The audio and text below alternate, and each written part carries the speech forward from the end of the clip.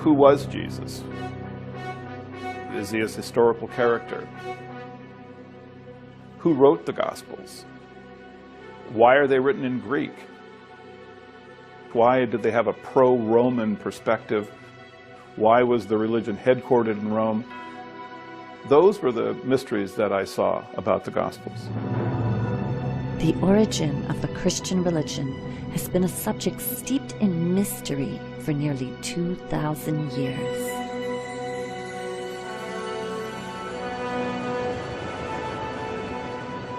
Joseph Atwill is one of a number of scholars today from all around the world who are questioning the historic facts behind these ancient mysteries. When examining the actual history of this era, many of the answers provided by the Church and Christian scholars do not hold up to rigorous scrutiny. This is really important for our culture, to understand where Christianity came from. No doubt Christians have done a lot of good for the world, but then there are other Christians, often the most dogmatic, who create wars, hatred, and other harm under the disguise of religion. In studying how Christianity emerged, many of our scholars agree that it was used as a political tool to control the masses of the day, and it is still being used this way today. The problem is that Christianity has been used as a tool by government that uses the goodness in people against them. For example, support for the wars in the Middle East has been preached to evangelical Christians as a way to speed up the end of days. This is just one example of the way that propaganda is used to control and manipulate the populace. Actually, according to my study of the ancient texts, the second coming of the Christ has already occurred. Maybe we need to expand the possible answers about how Christianity originated, and deeper questions need to be asked. Maybe we need to examine what political motives were behind the formation of the Christian religion. I think it's a requirement of alert citizens to know how the Gospels were written, why they were written, who produced them, what was the purpose and back of all this. This is good citizenry. Everyone should be involved in this. Today, we live on the brink of an immense paradigm shift, and this modern time is very parallel to the era in which Christianity emerged. Studying this ancient era can give us the perspective needed for coming up with solutions to today's problems and for helping create the better world that we envision.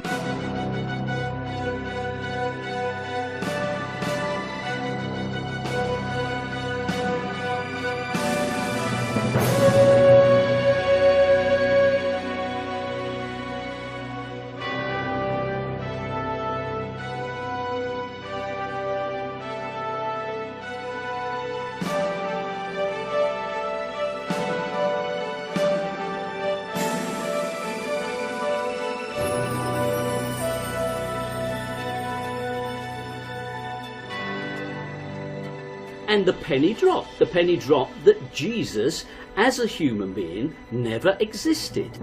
The presentation of the Jesus character, it's somewhat of a composite of many messianic leaders of the time. Well, let's just go back to the drawing board, and we'll leave aside all of the assumptions of Christian history, and let's just look at the text afresh and consider every possibility. Let's open the whole game up. Can you think that Christianity is really paganism by a different name? Now it feels completely obvious. Some of us are saying that this was a sun god turned into a Jewish man. In all of this, we're dealing with literature. We're not dealing with history. So the answer is no, there is no history to this character of Jesus. It's entirely a literary creation. Some of our Bible scholars are mavericks, working outside the restrictions of mainstream religious institutions. This allows them the freedom to provide fresh insights and draw some startling conclusions about how Christianity was formed.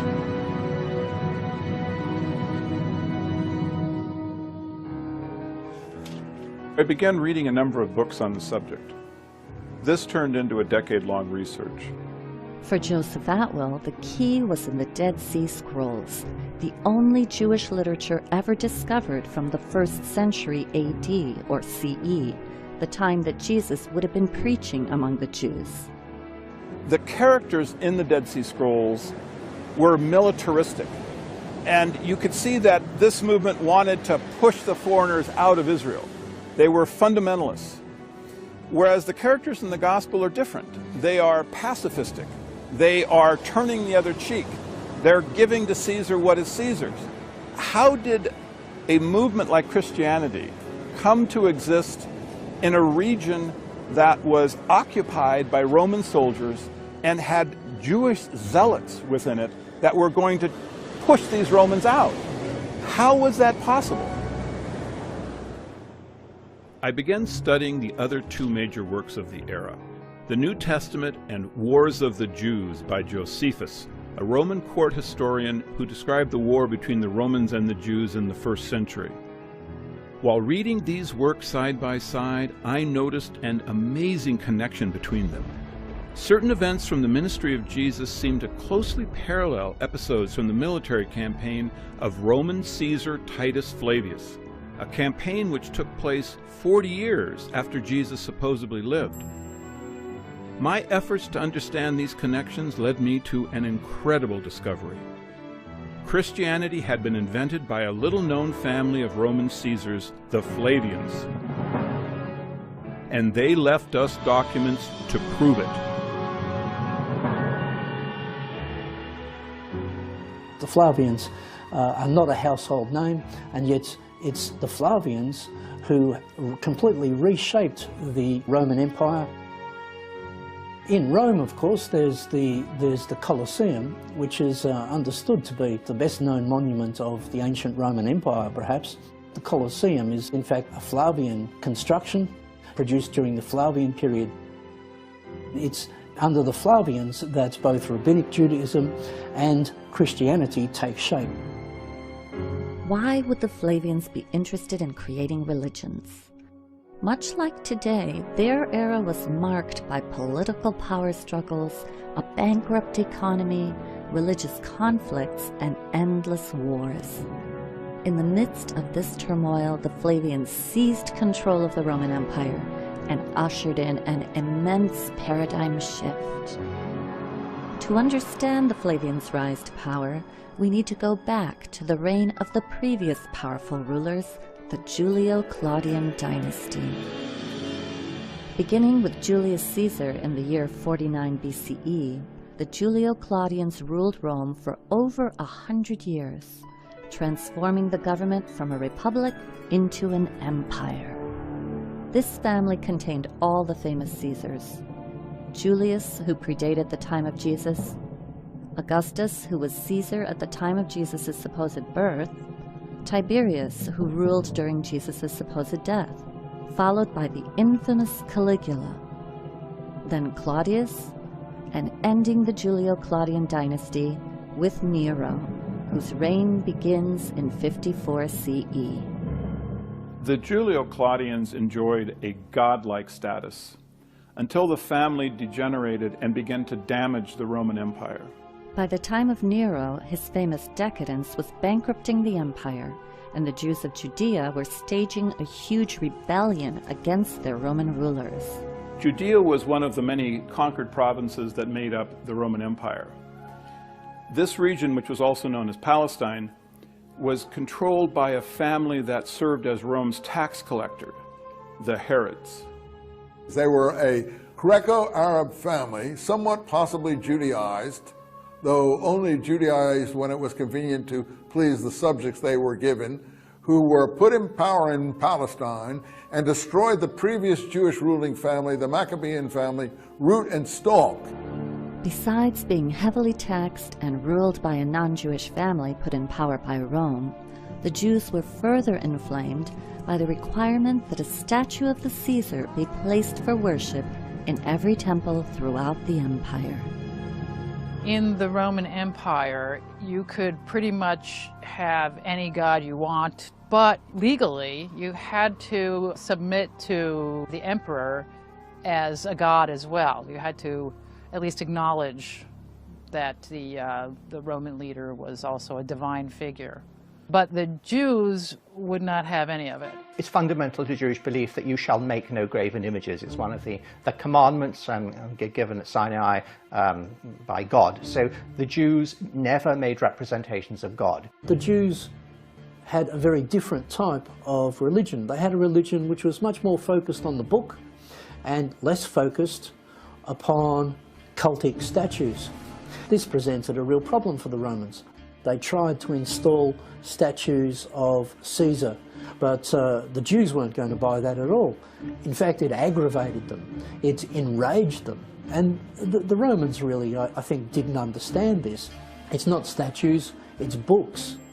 And those books contained what are known as the Jewish messianic prophecies. The thing that most moved the Jews' revolt against Rome was an obscure prophecy from among their writings that a world ruler would come out of Palestine. Holy books inspired the Jews to expect a redeemer who would redeem Israel, rescue Israel, restore Israel to power and leadership in the world. The Messiah that the literature described was a warrior. The Messiahs would have claimed the same attributes that David did. David could overcome any army because God gave him the power to do it. If you had the power of God, you could easily defeat the Roman army. The people rebelled against Rome and were led by a messianic movement that had a series of messiahs that had come forward to fight against the Roman Empire. The Hebrew word Messiah is translated into Greek as Christos, or Christ, so the title of Christ can describe any of the numerous messiahs of this movement. Yes, the word Christ, or Christians, can refer to the Palestine Messianic movement, but it's a later term. It's a later reformulation of the Messianic movement in Palestine. This movement rebels against Rome in 66 and is successful. It actually defeats them militarily, so it must have been a huge movement. The victorious Jews set up a nation state directly in the Roman Empire. And the Romans had to do something about it. There was a real danger that this Messianic movement could not only boil over in Judea itself, but could spread to other Jewish communities in other parts of the Roman Empire. Rome ruled its colonies with a rod of iron, and any resistance was going to be met with brute force. At this time during Nero's reign, two of the finest military men in the empire were the Flavians, Vespasian and his son Titus. Vespasian and Titus were military men. They spent a great deal of their life outside of Rome. For over a decade, they had waged war against the Druids in Brittany and Gaul. Vespasian and Titus were successful in essentially destroying the Druids. They left behind no historical record of their existence. And it's the Flavians that Nero calls upon when he needs to suppress the Jews' rebellion in Judea. Nero responded by asking his best general, Vespasian, and his son Titus to go into Judea with a huge army, 60,000, 70,000 troops, and a similar number of support individuals. So they meant business. The Romans came down to crush the rebellion.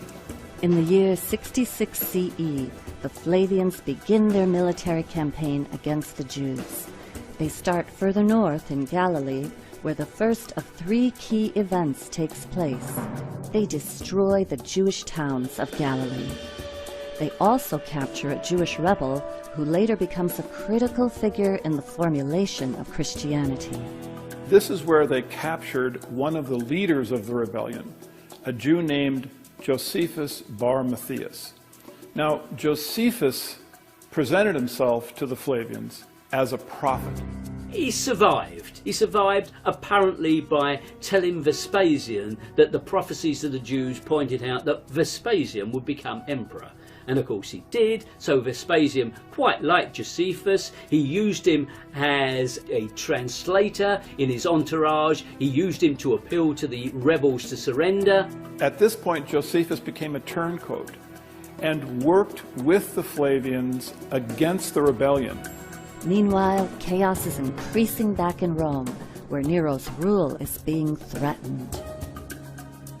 In the year 68, the Senate found the courage to depose Nero and he committed suicide. Now, in that circumstance, Vespasian was a prime candidate to become emperor. In the middle of this war, Vespasian returned to Rome and seized the throne. The Flavians then became the imperial family. With Vespasian becoming the new Caesar in Rome, Titus stays behind on the battlefield and sets his sights on Jerusalem, where the other two key events take place. Titus encircles Jerusalem with a wall, and finally he razes the temple, leaving not one stone atop another. It took a while. They eventually had to bring on starvation by building a wall, a barricade entirely enveloping the city. What happens, of course, is the temple in 70 is completely destroyed. For the Jews, it was the ultimate calamity because, of course, this was the house of their god, and it was destroyed by the Romans quite thoroughly. Titus, of course, was the victor of this great siege. Titus carried the spoils of this captured city back to Rome for his triumph. He took the treasures of the temple, their famous 7-branch candlestick. You can see it on the Arch of Titus in Rome. It celebrates that tremendous victory of Rome again triumphant, and Titus, of course, is the hero of the day.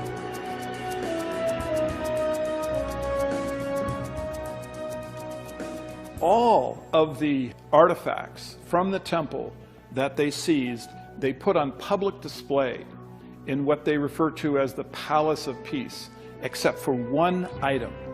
The Jewish scripture, Josephus records that the Flavians took and placed in their private palace where no one was allowed to see it. Although Titus Flavius successfully ended the rebellion in Judea, another rebellion soon broke out in Alexandria, Egypt. The Flavians were clear that this was not the end of the Jewish Messianic movement. They also recognized that it was the Jews' Messianic literature that was fueling this movement. So once they captured the Jewish scripture, they had all other copies of it destroyed. And that's why the Dead Sea Scrolls had to have been buried in a cave, because that was the only way they could be safe from the Roman destruction. There was not a single scrap of literature found from the Messianic movement until the scrolls were discovered. That's why they're such a treasure, because they're the only real voice of the Messianic movement that we have. And the real voice of the Jews' Messianic movement, according to our scholars, was violent and militaristic, not the pacifistic version depicted in the Gospels. War against Rome was a Messianic war. So that's why I say that the scrolls are not only the literature of the Messianic movement in Palestine, they're also the literature of the war against Rome. The Romans needed to subdue the Jews' religion, so they set about influencing it and changing it. They realize they can't destroy the Jewish religion altogether. That's not their objective. They realize they're sensible enough to realize that they can't do that. So what you have to do is try to create a type of Judaism that is benign. And it's exactly coinciding with the rise of the Flavian dynasty is the arrival of two benign forms of Jewish ideology.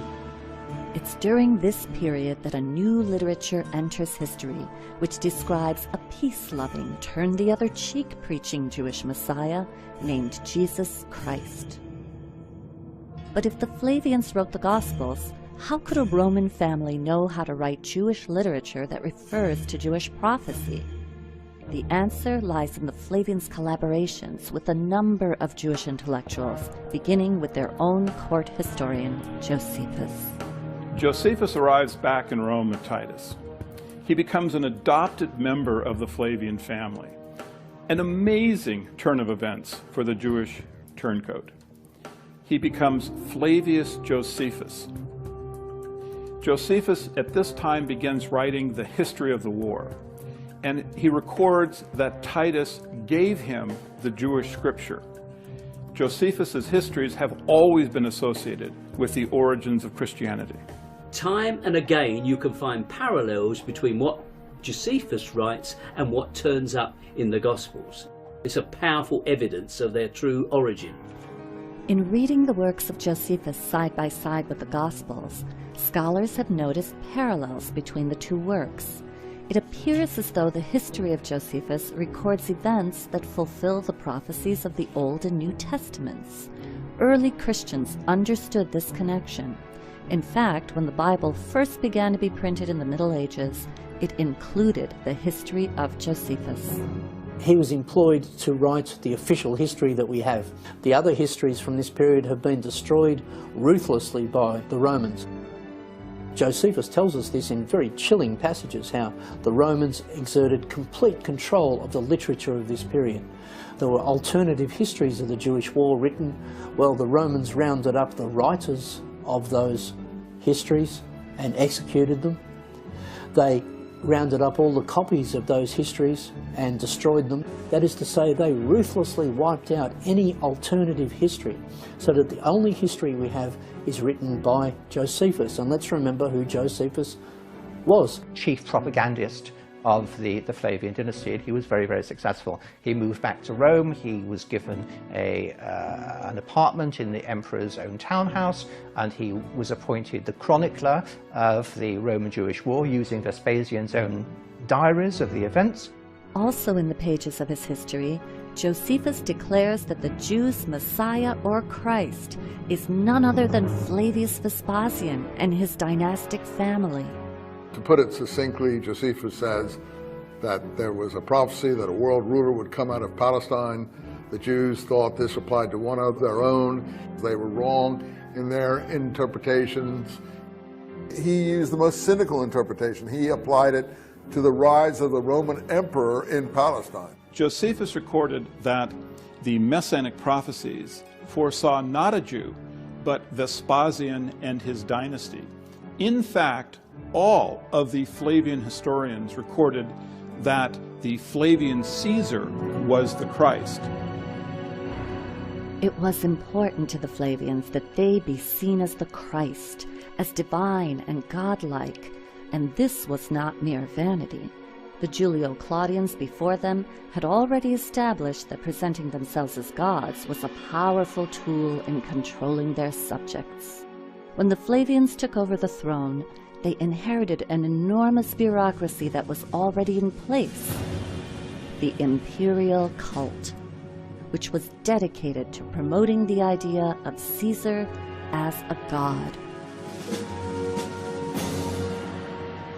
Another part of the puzzle is the Roman imperial cult. Why is it important? Well, because it coincides with that same period of time as the emergence of the Christ cult.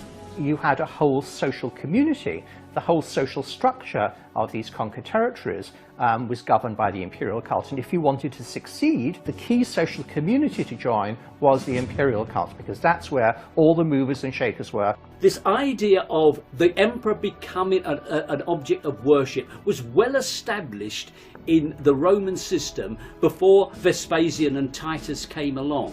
It was prevalent in all major centres. It had its own priesthood. There was a ceremony, an annual celebration, annual games for the imperial cult. Now, it had many characteristics which would later colour the Christian cult. It grew in the same centres. It made claims that were later transferred to Christ. The Julio-Claudians had claimed that they were of divine descent and that they were therefore legitimate. Their power base was the Roman aristocracy, the Roman nobility. All of that collapsed into this power vacuum. Vespasian was declared emperor by the troops, by the Roman army. So effectively it was a military coup. With the change of dynasty, they have to create a whole mythology to legitimize that dynasty. At the same time, they're creating a whole mythology to counter Jewish messianism. Somewhere along the line, those two things get mixed together. When Vespasian died, Titus began the process of having his father deified. This is a complicated process because only the Roman Senate can bestow on an individual the title of deus, or God. Titus came to the Senate and presented evidence that the life of his father had been divine. Certainly this would have included the military campaign that the Flavians waged through Judea.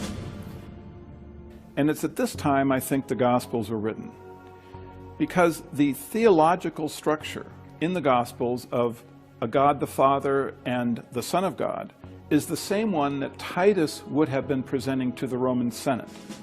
Well, the Roman Senate did accept Titus's evidence, and Vespasian was deified and became a god. Titus therefore became a son of God.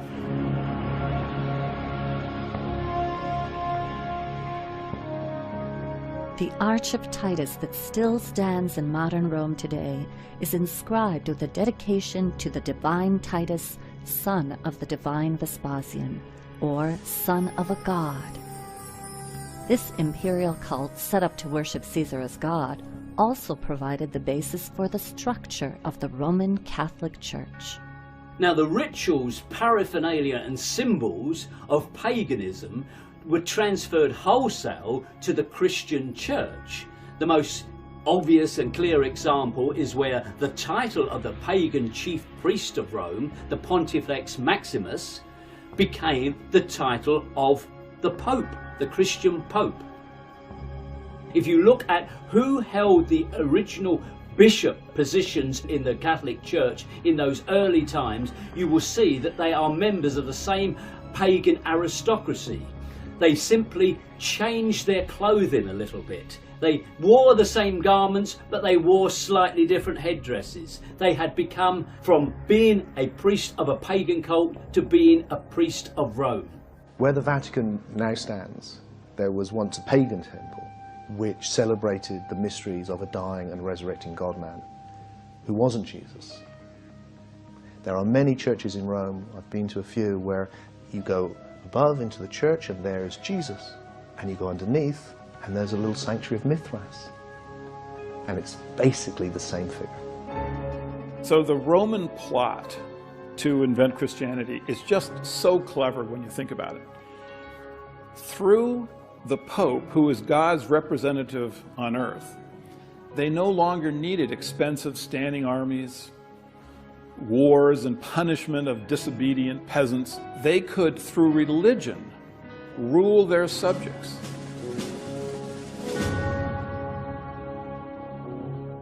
Over time, Roman Christianity propagated throughout the empire by way of the mass media of the day, the Roman roads. The Romans must have approved of this new religion because, as some scholars ask, if the Gospels really were Jewish literature about a Roman sentenced criminal, why wouldn't they have been destroyed?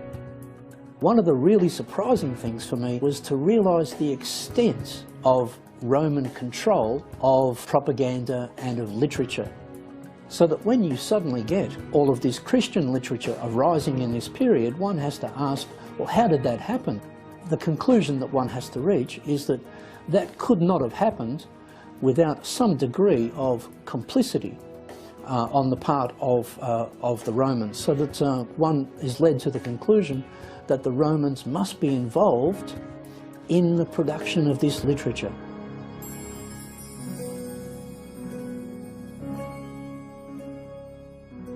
To produce and disseminate this literature was a huge undertaking, and the Flavians undoubtedly had collaborators. We know they were funded by the wealthiest family in the world at this time, the Alexanders, a Jewish family who served as Rome's tax collectors in Egypt. Like the Herods in Judea, the Alexanders had strong motivation to keep the Jews' messianic movement from threatening their position and their wealth. One of their family members was Philo of Alexandria, a famous Jewish theologian who was already writing works that combined Jewish beliefs with the modern Greek and Roman pagan beliefs of the day. Many scholars agree that his writings form the basis for much of the philosophy of Christianity. In these pages, is practically every concept that you can find within Christianity. He combined Greek philosophy, and he took that and he combined it with Judaism. On top of that, he was from an extremely wealthy family. And this is important because you have to follow the money when you're looking at major trends, new paradigms being set. And if you look at his family, then you start seeing, well, this is interesting because now we're starting to come across the Flavians again. His relatives were very involved with the Flavians. That whole area is where we want to look very closely for the Christian origins. It's from exactly this same circle of people that you get the first signs of Christian ideology, and they all lead to the rise of the Flavian dynasty. Another wealthy, influential character, Princess Bernice, was from the Herod family in Judea. She's the granddaughter of Herod the Great, a product of the Herod's intermarriage with the conquered Jewish ruling messianic lineage. Princess Bernice appears in the New Testament, which makes her an interesting character. She had 2 or 3 husbands and then became the mistress of Titus. So you can see this again, rather like dynasty here. You know, powerful people, mixed marriages, you know, shacking up with the conqueror.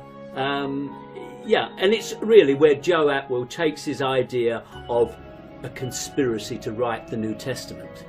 But let him say it in his own words. Bernice was a Herod related by marriage to the Alexanders, and of course later she became the mistress to Titus. The fact that she was so closely linked with the Flavians shows you that the 3 families were very unified in financial, romantic, and likely theological issues. By the looks of things, this coalescence seemed to have brought about a dynamic that led to the synthesis of Judaism and paganism and eventually became Christianity. So this is a very key time period. I believe that the Gospels were actually written under the control of the Herods, the Alexanders, and the Flavians. These families had the motivation to create Christianity, and with the expertise in Judaism that the Alexanders and the Herods had, they had the actual technical ability to come up with these stories that are fulfillment of Hebraic prophecies. So it seems the Flavians had the motivation, the means, and the collaborations through which they likely constructed and began disseminating Christianity. And if our scholars are correct, one of the documents they left behind are the Gospels themselves. I began working on the study of the Gospels in the 1970s, and I look at texts in terms of how were these composed, what does understanding their structure tell you about who wrote them and why they were written. These texts were not independent Jewish texts, but they were created as literary works using classical literary models. If we expect that this is the testimony of witnesses, we've got a major problem. We actually have 4 anonymous documents. They were not written by the named people on those documents. This is simply church tradition that the Gospels are so named according to Mark, according to Matthew. So this idea that the Gospels are reliable testimony is patent nonsense. Why are the Gospels called Gospels? That's a critical question. The word gospel in Greek is evangelion, and it means good news of military victory. Whose military victory are we celebrating here in these Gospels? Well, it seems to me that we are celebrating clearly the Roman military victory, because these events, the Battle of Gadara, the Battle of the Lake of Galilee, the successful Battle of Jerusalem, these are battles that the Romans won. Why are the Gospels celebrating battles that the Jews lost, if these things were written by the Jews? The fact that the Gospels are known to us in Greek and not in Aramaic or Hebrew is, I think, just evidence of their authorship. They were not written by any followers of Jesus who would have surely spoken Aramaic, and if they had been fishermen and simple folk, they would not have had the literal skills to write them anyway. If we look closely, there actually are clues in the Gospels that point to who the true authors were. A lot of the Christian literature advocates turning away from the Jewish law and obeying Roman law. Well, this fits perfectly into Roman propaganda purposes. And then you have, in general, the portrayal of Jesus as the peaceful Jew who is wandering around in what is depicted as a sort of pastoral scenes, talking to fishermen and farmers and so forth, when in fact, this is a war zone. Judea is a war zone. And you ask yourself, well, why is it not portrayed as a war zone? I mean, they really had it down pat. They have Jesus saying, render unto Caesar what is Caesar's, which is basically in response to talking about money. Whose benefit would that be? It's so blatantly obvious. The perception of Roman characters in the Gospels, they're all interpreted in a favourable light. They are pro-Roman. They do not depict the Romans as the forces of evil. They reverse that. It's the Jews who become the forces of darkness.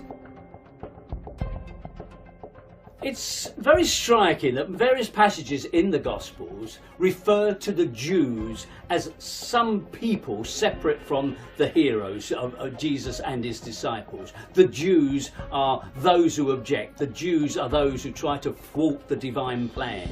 Now, that gives us a clue, certainly, to who were the true authors of this book.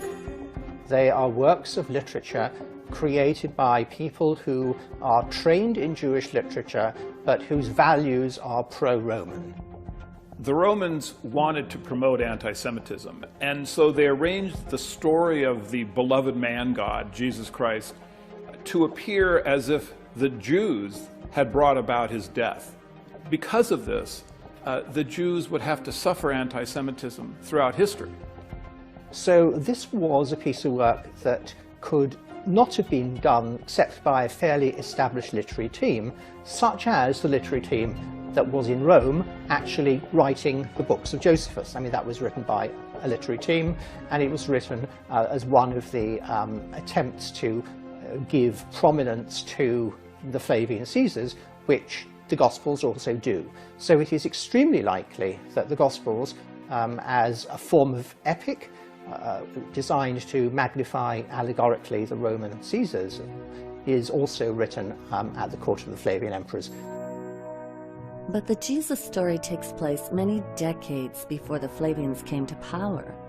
Why would the Flavians create a work about a Jewish Messiah that wasn't even from their own era? The Gospels were very precisely backdated 40 years. Jesus' ministry was started in 30 CE, exactly 40 years from the destruction of the temple. His ministry ends at Passover, 33 CE, which is 40 years before the end of the Jewish-Roman War, which occurred at Passover in 73 CE with the famous Battle of Masada. The Gospels are backdated into the period of Pontius Pilate. That is to say, before the First Jewish War, which is to say, in the Julio-Claudian period. But this is typical of Flavian literature. It's a Flavian technique. What they do is they backdate this story into the period of their enemies, namely the Julio-Claudians. And so, generation after generation of Christian scholar and even secular historians go hunting in the Julio-Claudian period for the origins of the Gospels. They don't really find any answers there. There are allusions in the Gospels to the destruction of the temple. The most reasonable answer to that is that these texts were written after the destruction of the temple. That is to say, in the Flavian period, after the change of dynasty. This backdating of the story of Jesus Christ, 40 years earlier from the time the Gospels may actually have been written, explains why many of the prophecies of Jesus came true within exactly 40 years. What does this all add up to? In my view, the thing that is most significant is the research by Joseph Atwill in his book Caesar's Messiah, which suggests that the Gospels were actually created as works of Roman propaganda at the end of the Roman-Jewish War under the reign of the Flavian emperors, that is Titus Caesar and Vespasian Caesar. And if you end up worshipping Jesus, what you will really end up doing is worshipping Caesar in disguise. This may have been how the Flavians finally got the Jews to worship Caesar as a god, by giving them Jesus Christ, a Messiah more to the Romans' liking. But is there any actual history to this character? Where did he really come from? The mystery to me begins with his very name. In Greek, Jesus means Savior and Christ means the Messiah. This didn't strike me as something you would call a young child. These two words are already important within Judaism before Jesus Christ supposedly existed. Major biblical figures to a Jewish Greek-speaking populace would already be called Christ. Their ears would already be acclimated to accepting this title. So it isn't just a unique name of a single person that just suddenly popped up. What did we actually know about Jesus Christ the man? I don't think that Jesus can be historically defended. I don't think there's any evidence that we can extend to that particular Jesus. So when you actually set out to investigate the historical Jesus as opposed to the Christ of faith, you very abruptly enter a void. You find that whereas you might imagine the core details of Jesus are readily known and accessible, you actually discover there's no such thing. Further, there had never been any archaeologic evidence of Jesus Christ that had ever been discovered. You cannot find an established and incontrovertible biography of Jesus at all. It doesn't exist. You enter a strange twilight zone of early Christian belief. What we have here is not a movement that's grown on the accretion of legends on a real flesh and blood man, but instead the development of a religious movement around the idea of a man. There isn't even an actual physical description of what Jesus looked like anywhere in the Gospels. The presentation of the Jesus character, it's somewhat of a composite of many messianic leaders of the time. Many messianic leaders of the time, most or all of whom came to a bad end, usually by crucifixion, because crucifixion was the Roman punishment for seditious activity. And the penny dropped that Jesus, as a human being, never existed. In all of this, we're dealing with literature. We're not dealing with history. So the answer is no, there is no history to this character of Jesus. It's entirely a literary creation. What the Romans did was they saw the Jews' reliance and belief in prophecy. So they said, okay, they want a prophet, let's give them one. It seems that in the construction of the literary character Jesus Christ, the Roman authors borrowed religious concepts not only from Judaism, but also from other gods and religions that they knew. Some scholars have noticed the similarities between the story of Jesus and the ancient pagan mysteries. In ancient mythology, we find this whole strain of thought called solar mythology. Many gods start taking on solar attributes because as agricultural communities become more important, the sun becomes a big focus, the most obvious reasons of planting and harvesting. The sun is then personified, so now we have a male sun god. It becomes a religion in many parts of the world. Christianity usurped a tremendous amount of sun worship. Some of us are saying that this was a sun god turned into a Jewish man. This December 25th birthday was in fact the winter solstice. This is really in fact the birth of the god of light. December 25th actually is the end of a 3-day period of when the sun stands still. The sun appears to be dying as the days become shorter, and the sun is reborn at that point. Across the ancient world, there was this form of experiential and philosophical spirituality in these mystery cults, or mystery schools. And at the center of these schools, you would find a mythos, which was an initiatory myth, a symbolic myth, which would help people who were going through the initiatory process come to this spiritual awakening, this knowledge, this what they called gnosis. And what you see in these myths is the elements that will later become the Jesus story. Let's ask the question, is Jesus developed from pre-existing literary characters? Jesus has certain episodes in this so-called life, and each one of them can be traced to a prior representation of that type. If you look at the elements which we found in the pagan mystery school myths, you find the story of a dying and resurrecting Son of God who's born of a virgin, has 12 disciples, turns water into wine at a wedding, it brings a new religion of love, is accused of heresy or of provocation by the authorities, is put to death, sometimes by crucifixion. And then if you want to commune with the God-man, you take bread and wine, and then you can come to eternal life. Well, all of this is, of course, Christianity. Easter itself is a long pre-Christian celebration of the resurrection of spring from the death of winter. This is an ancient shamanic rite you'll find all over the world, that you go through a ritual death where you get reborn, but you're reborn as an awake being. So you've died just to your lower nature and woken up to your higher nature. You can find them in the Old Testament, in the Jewish mythology as well. It isn't just pagan parallels. I mean, the New Testament, for example, the Ascension. We have an ascension with the Old Testament figure of Elijah, and it's a very dramatic ascension. Elisha-Elijah cycle.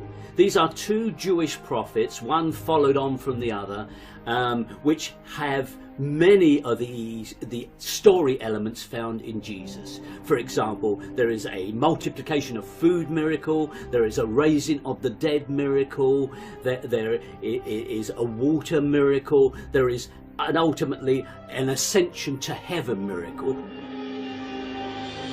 Is this fulfillment, or is this simply copying of a useful theme?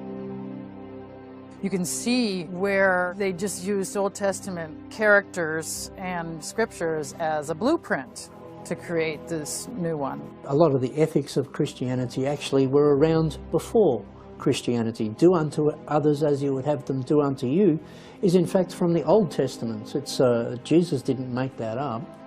Many of the other aspects of Christian ethics, many things which we might like to applaud as very good aspects of Christian ethics, can be found in the Stoic philosophy in Rome, which, by the way, was exactly the philosophical and ethical school promoted by the Flavians. There's little that is original about Jesus. If one separates from his words advice that was in the interest of the Roman imperial family, all that you have left are snippets of widely known philosophies, truisms, and concepts that came directly from prior Hebraic literature.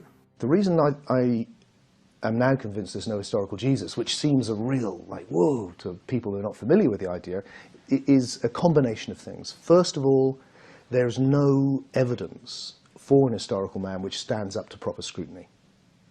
Secondly, is the story of Jesus is full of these motifs which come from the pagan mysteries.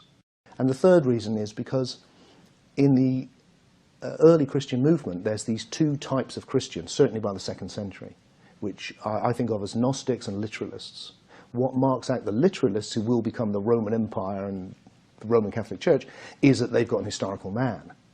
What marks out the Gnostics is that they see it allegorically, and their great heresy is that Christ didn't come in the flesh. Now, the winners write history, and the history books have been written by the literalists.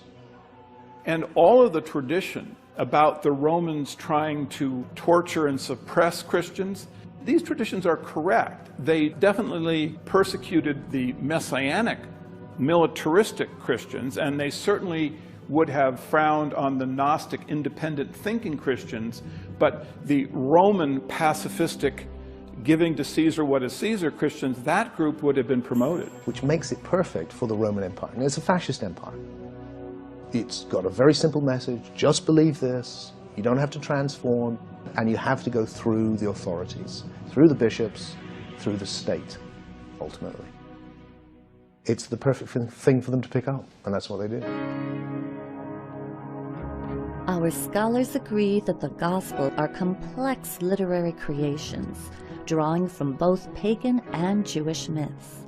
But Joseph Atwill goes a step further to say that the Flavians wrote passages directly into the Gospels which show that they were the authors.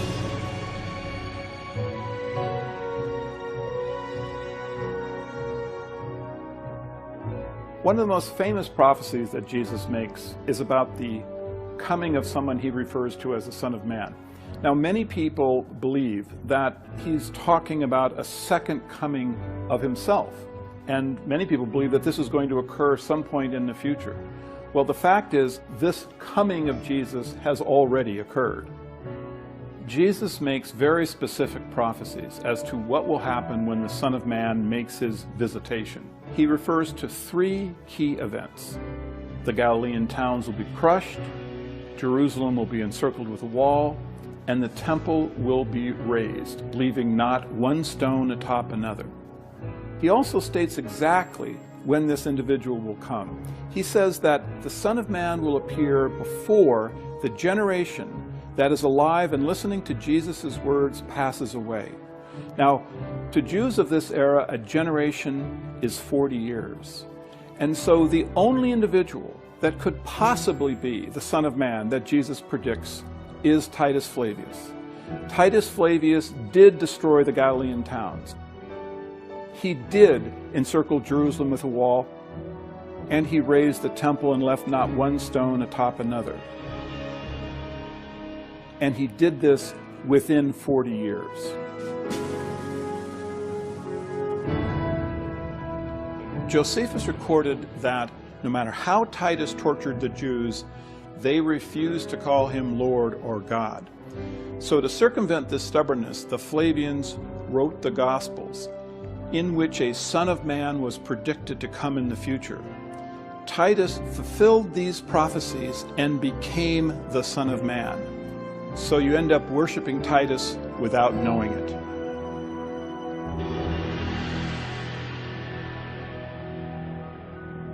To further support his thesis that the Flavians originated Christianity, Joseph Atwill points to the Roman Catholic Church's earliest saints, known as the Christian Flavians.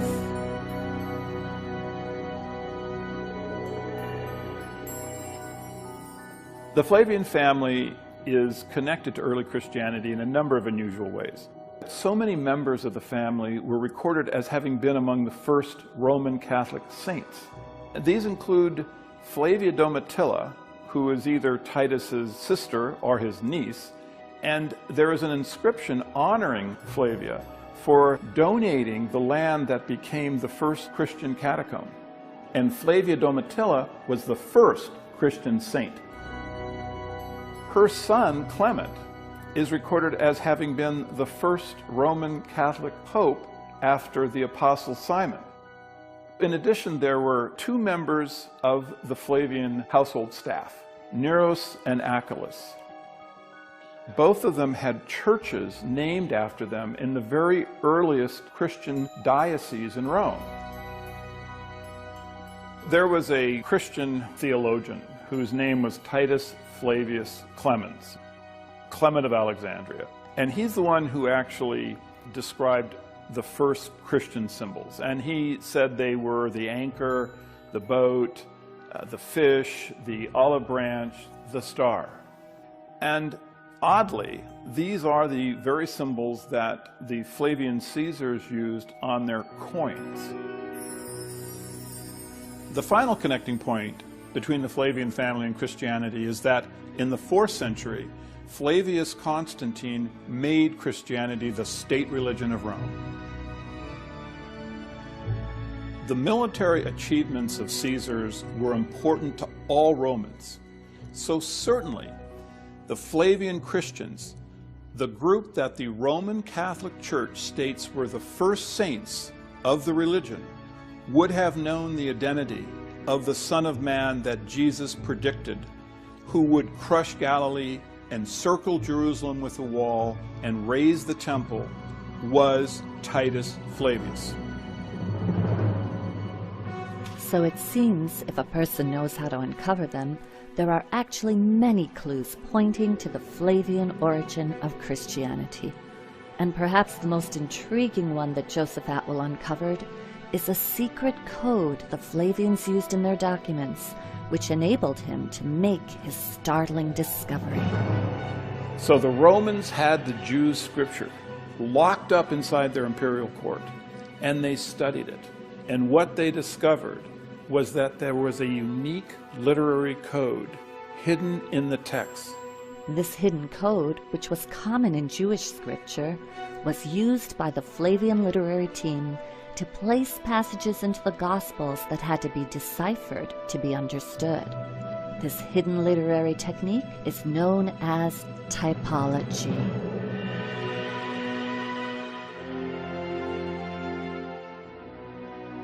Typology is used throughout the ancient Hebraic literature. And it's a genre that is really no longer understood or used today.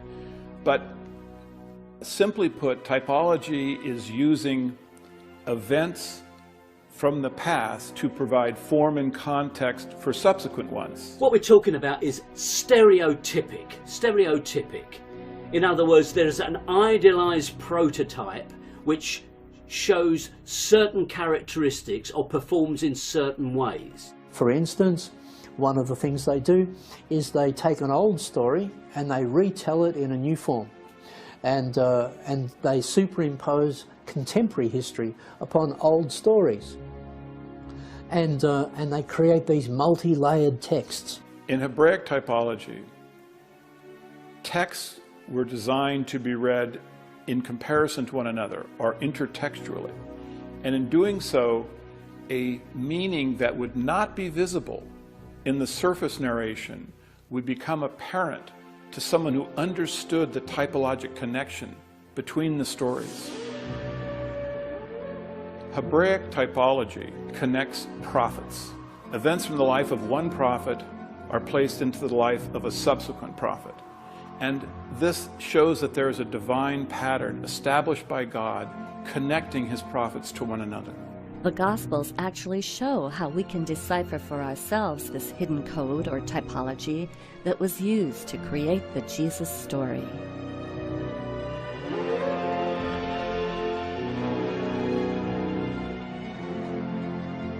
At the very beginning of the Gospels, there's a primer of this typology. What the author of Matthew has done is take events from the Old Testament and place them into the life of Jesus. These events occur in the same sequence in the story of Jesus as they occur in the Old Testament. Numerous Bible scholars had already identified the following parallels. Both stories have a patriarch named Joseph who travels from Israel to Egypt, a ruler who massacres innocent boys, a divine character who states that all the men are dead who sought your life, and then a return from Egypt to Israel. This is followed by events which have passing through water. In the Old Testament, the Israelites pass through the Red Sea. In Matthew, Jesus is given a baptism in which he passes through water. We then travel into the wilderness. The Israelites are in the wilderness for 40 years. Jesus goes into the wilderness for 40 days. Finally, we have the three temptations. In the Old Testament, we have the temptation by bread, the statement, "Do not tempt God," and the commandment to worship only God. These appear again in Matthew, where Jesus is tempted by bread, tells the devil, "Do not tempt God," and instructs him to worship only God. Therefore, when you compare the life of Jesus with the life of Moses, you see a linkage that shows that the character in the Gospels was divinely connected to the character in the Old Testament.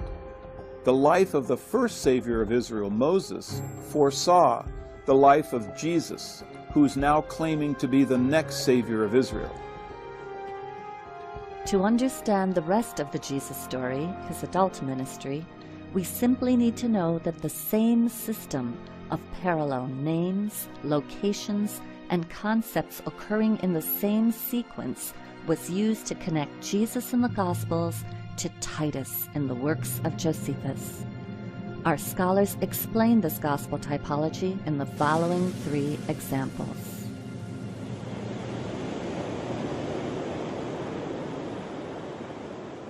Jesus comes to the Sea of Galilee at the beginning of his ministry. He gathers his disciples to him and he says, "Do not be afraid. Follow me and become fishers of men." In the Gospel of Luke, Jesus actually says catchers of men. Titus comes to the same location, to the Sea of Galilee. He gathers his troops, his disciples, together and he says, "Don't be afraid." And then he leads them. They follow him and they attack a group of Jewish rebels. They sink the Jews' boats. The Jews attempt to swim to safety, and the Romans use their spears to catch them. They become fishers of men. The match isn't exact, but we should never expect it to be exact. It's simply a type which is repeated across the whole of the New Testament.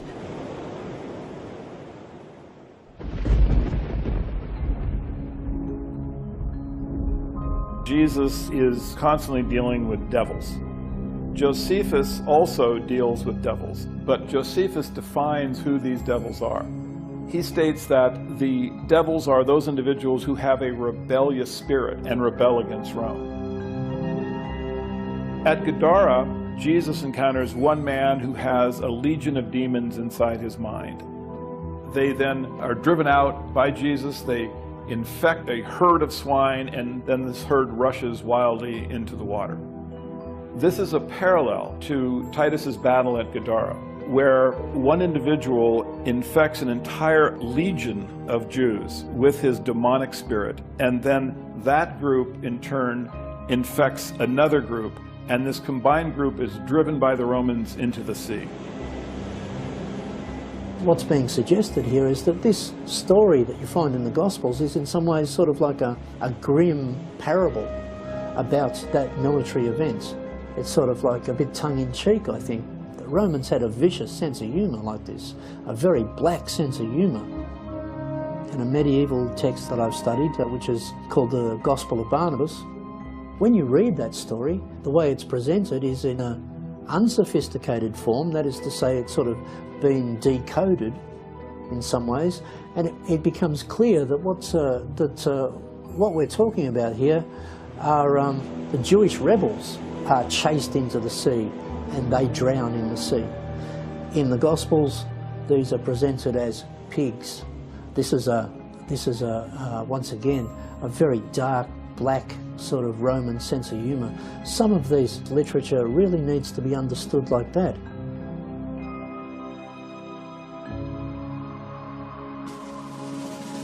In Josephus's biography, he describes when he was in the entourage of Titus during the closing stages of the siege of Jerusalem, he chanced upon 3 of his friends who were being crucified.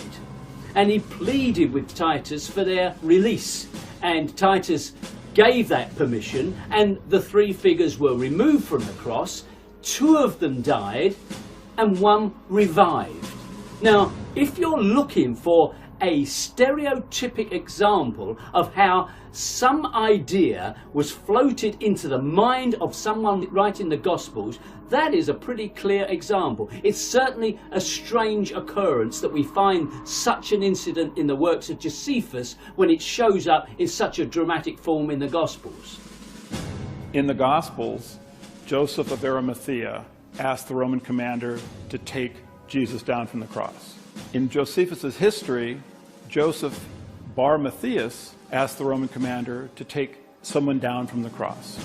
Arimathea is a pun on Josephus' last name, Bar Matthias.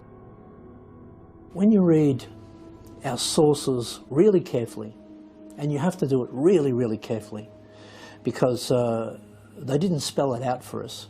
It's effectively very well hidden. We have to understand that our literature, a lot of our literature is essentially propaganda. The Romans are not writing objective history, and all of our literature has been through Roman filters. Perhaps that's the significance of the Dead Sea Scrolls, that this is literature that hasn't been through the Roman filters. It's important to realize that Josephus wrote in an era when allegory was regarded as a science. Educated readers were expected to be able to see another meaning in religious texts than the one that appeared in the surface narration.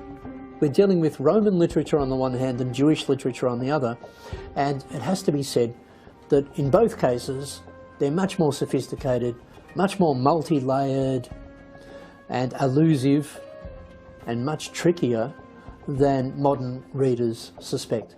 No, it's not a simple literature. It's very, very complex, allegorical literature that indulges in the literary games that the Romans played. The more you understand about Roman literature in this period, and then you place the Gospels and other Christian literature in that same milieu, you can start to see the games that are being played in that literature. Now, these parallels have been seen by other scholars. But what they failed to notice is that they occur in the same sequence, and thereby they create a typologic pattern. The Flavian thesis, it's trying to read these texts in context, because in any given text you've got the text in the first instance, and then you've got the context, the environment in which it happened, and of course in all of these texts also you've got a subtext. So you've got text, context and subtext. And you have to be able to read all of those things. And unfortunately, many religious people who are coming out of seminaries, who are coming out of religious colleges, they're just not being trained in this sort of level of reading. They're instead being trained to just read on one level, which is a literal level. And I think that that's very unfortunate, and that really needs to be challenged.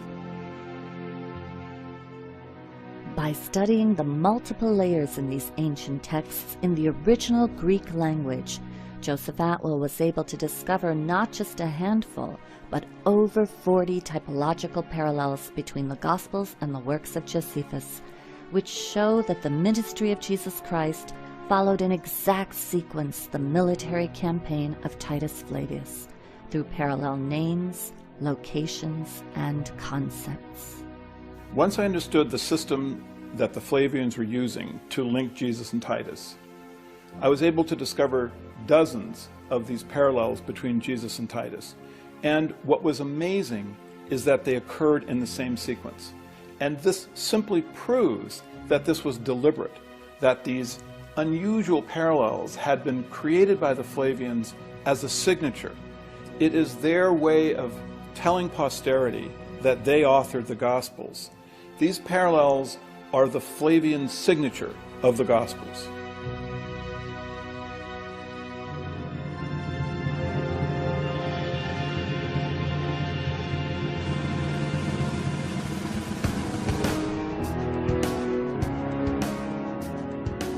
Both Jesus and Titus began their campaigns at the Sea of Galilee and then go into the Galilean countryside, followed by a journey to Jerusalem. Once they reach the city's outskirts, they pause for a period before they enter. Finally, they leave the city where their campaigns come to an end. To catalog the many parallels, I gave each one a convenient name that related to the concept in that particular parallel set. Starting at Galilee, each of these are episodes that occurred both in the gospel story of Jesus and in the history of Titus's military campaign.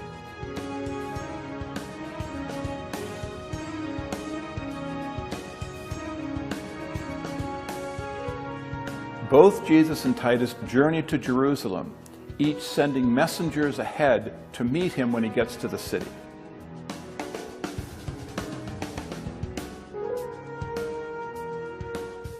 When the Romans get to Jerusalem, they notice that the Jewish factions are fighting against themselves. At this point in the Gospels, Jesus talks about a house divided against itself cannot stand. Then Josephus wrote that in preparation for battle, Titus ordered all of the fruit trees between the Roman camp and the walls of Jerusalem cut down. At this point in the Gospels, Jesus states that if a fruit tree does not bear good fruit, cut it down. Titus goes around the walls of Jerusalem looking for the best place to construct a tower from which they can launch their attack. At this point in the Gospels, Jesus asks which one of you who is going to build a tower doesn't first sit down and think about the cost. At this point in the history, Titus sends Josephus to ask the Jews what terms they will accept for peace. In the Gospels, Jesus describes a king who sends a delegation to ask for terms of peace. Both Jesus and Titus at this point have triumphant entrances into Jerusalem, during which, amazingly, stones are said to cry out.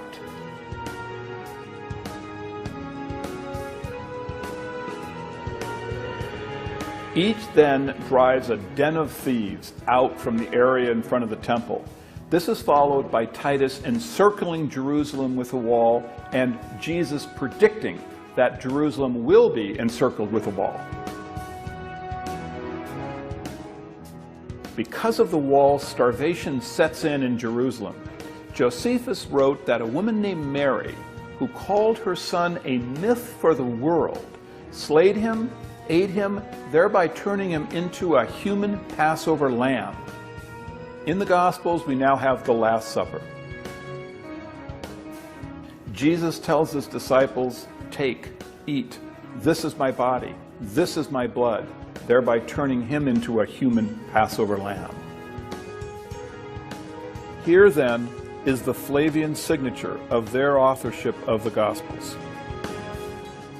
You can see the fingerprints, that they've left their fingerprints all over these texts. You can start to, as it were, decode these texts and start to arrive at some really startling conclusions about how early Christianity first arose.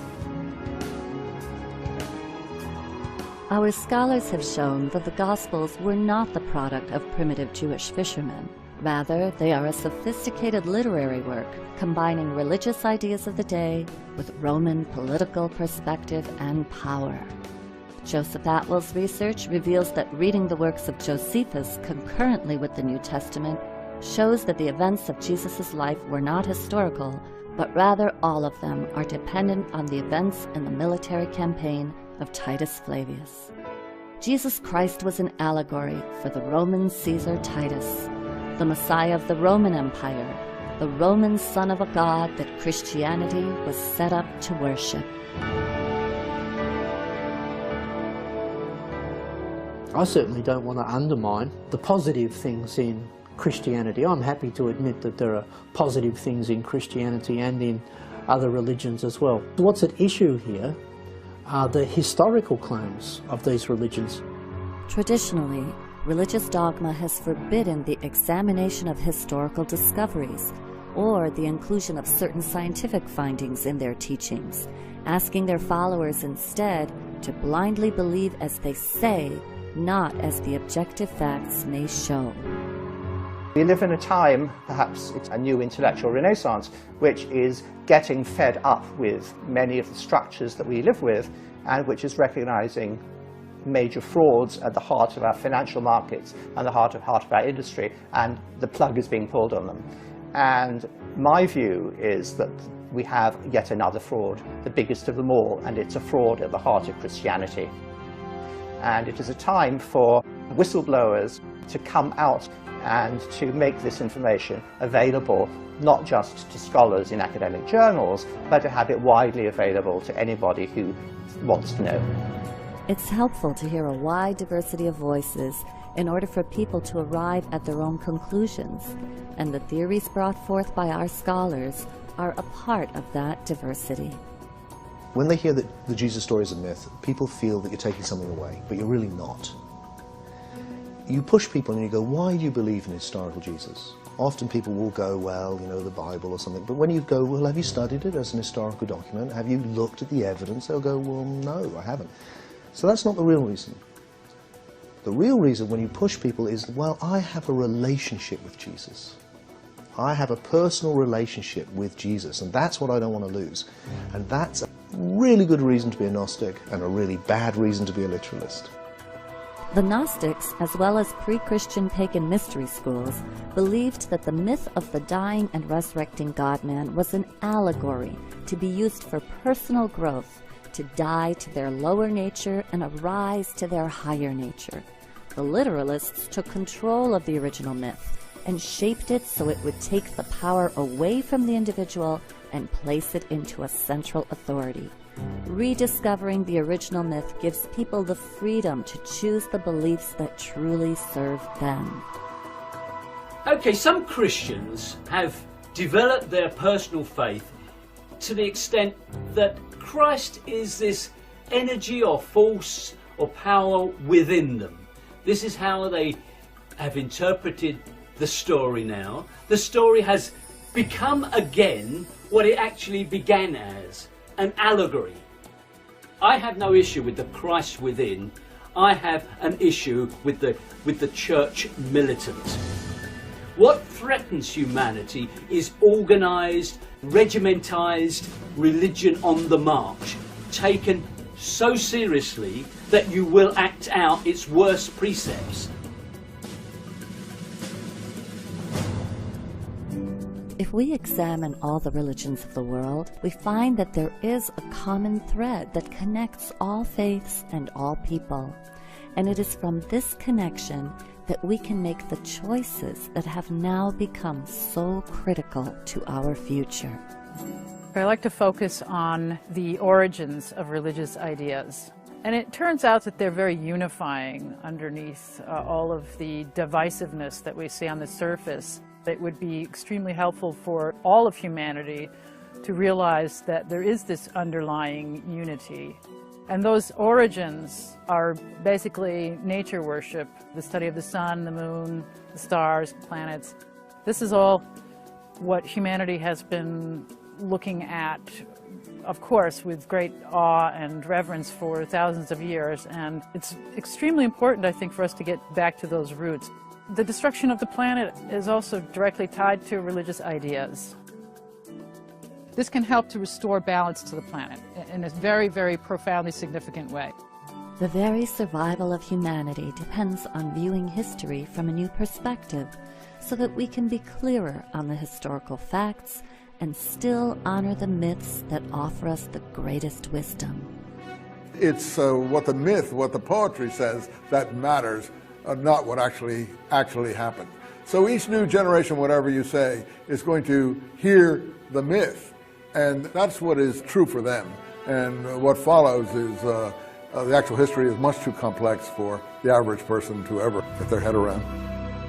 Though the actual history is complex, and we may never know all the facts about what happened 2,000 years ago, the voices of our scholars are contributing to an ever-widening dialogue and the growing paradigm shift being witnessed all around the world today that can lead to a more empowered and enlightened humanity tomorrow.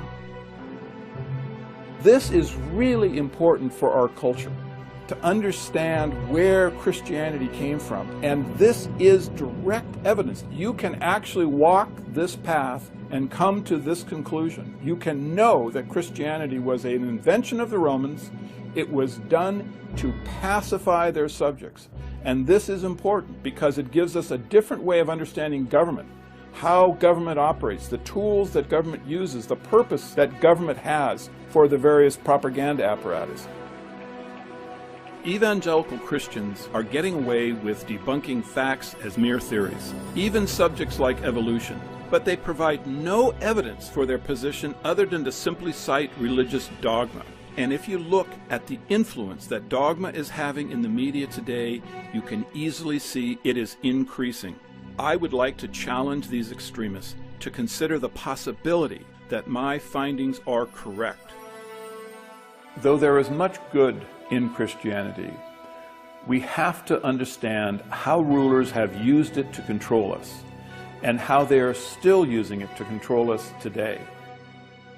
I hope citizens will be more skeptical when they hear an authority figure using faith to interpret laws or a belief in Armageddon to create governmental policies. The Flavians encoded a secret message into the Gospels, which we can now understand in a new light. You shall know the truth, and the truth shall set you free.